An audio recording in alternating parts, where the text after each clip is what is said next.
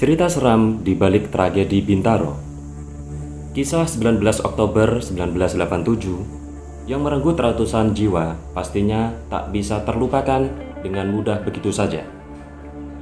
Tragedi ini dikenal dengan tragedi Bintaro. Kecelakaan kereta api di kawasan Pondok Betung Bintaro, Jakarta Selatan adalah tragedi terburuk sepanjang sejarah perkeretaan apian di Indonesia.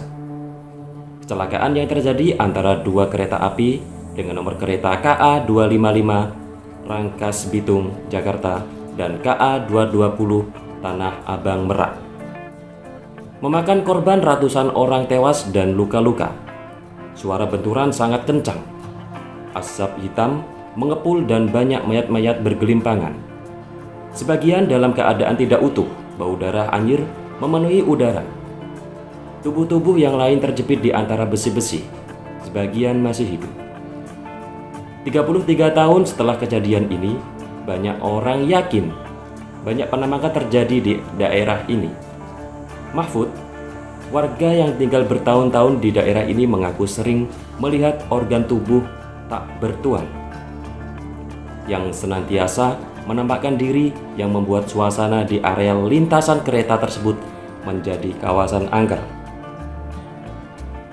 Di lintasannya sendiri juga sudah berulang kali terjadi kecelakaan yang memakan korban nyawa. Konon, lintasan ini dianggap angker karena sering terdengar suara orang menangis dan menjerit. Imam, teknisi rel yang bekerja sejak tahun 1996, pernah melihat makhluk yang wujudnya seperti orang berbalut sarung hitam. Meski kereta sudah bolak-balik lewat melindasnya, makhluk ini tak mau pergi, seperti sengaja meledek. Akhirnya, di rel tersebut diadakan pemotongan kerbau. Ia juga pernah bertemu makhluk serupa perempuan Belanda di zaman kolonial dan melintas di rel. Tahun 2013, kecelakaan kembali terjadi di perlintasan kereta Pondok Betung, Jakarta Selatan. Antara kereta dan truk BBM, perlintasan ini kembali dibalut aura seram. Mengutip Liputan 6, Mahfud, 39 tahun, mengatakan, malam sebelum peristiwa yang terjadi Senin 9 Desember 2013 siang, ada penampakan 3 anak kecil bermain dan berlari-lari melintasi rel. Ketiganya bermain tak jauh dari perlintasan kereta Pondok Belitung. Saya nongkrong sampai pukul 3 waktu Indonesia Barat dini hari. Penampakan anak-anak kecil bermain sudah jadi mitos di sini. Sudah biasa kalau besoknya mau ada kejadian. Ditolongin begituan mah dah sering, kata Mahfud. Peristiwa itu mengingatkan Mahfud pada tragedi yang pertama. Sehari sebelum tragedi itu terjadi, ia melihat penampakan anak kecil yang bermain di rel. Sudah sering di sini kecelakaan, mulai dari motor keserempet, metro mini lah. Nah, yang terbesar kan tragedi Bintaro 1. Kalau dulu jam 7.15 hari Senin pagi, dan yang kedua kan Senin juga, cuma siang jam 11:15.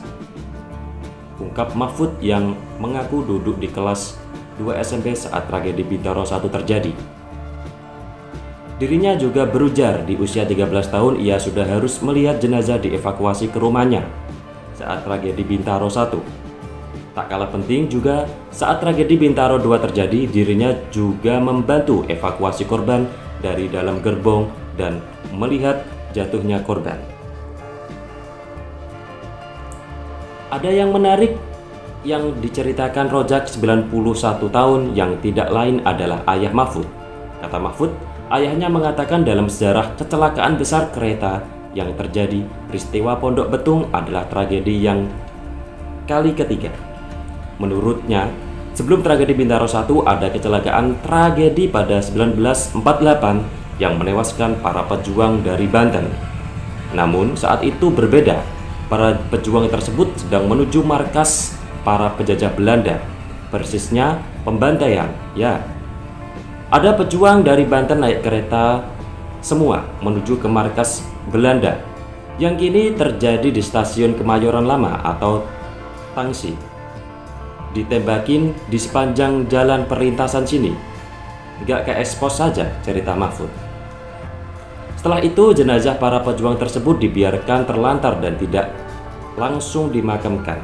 Jenazah itu tergeletak di sepanjang rel dan dari Bintaro ke Pondok Betung. Dulu, rel kereta api itu posisinya di bawah rumah, ujar Mahfud, menirukan cerita pria kelahiran 1922 itu.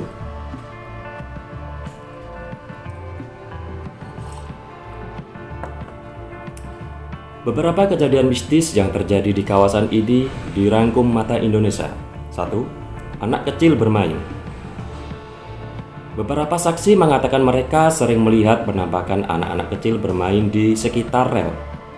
Saat dihampiri warga, anak-anak ini biasanya menghilang. 2. Suara minta tolong. Beberapa saksi warga sering mendengar suara-suara minta tolong. Terkadang nadanya merintih dan menangis. 3. Penampakan perempuan dan bayangan hitam. Beberapa warga sering melihat sesosok perempuan terbang di pohon dan terkadang mengganggu orang yang melintasi rel. 4. Potongan-potongan tubuh. Potongan tubuh ini seperti kepala terbang, badan tanpa kepala, hingga potongan jari. Seringkali kepala terlihat mencari keberadaan tubuhnya, begitupun sebaliknya, badan yang mencari kepalanya. 5. Aroma anyir dan daging terbakar. Tak hanya suara dan tampakan para makhluk astral, aroma-aroma menyengat pun ada. Bau anyir atau amis darah dan juga bau daging terbakar tercium di lokasi kecelakaan tersebut. Semoga para korban kecelakaan di Bintaro ini meninggal dalam keadaan husnul khotimah. Amin Allahumma amin.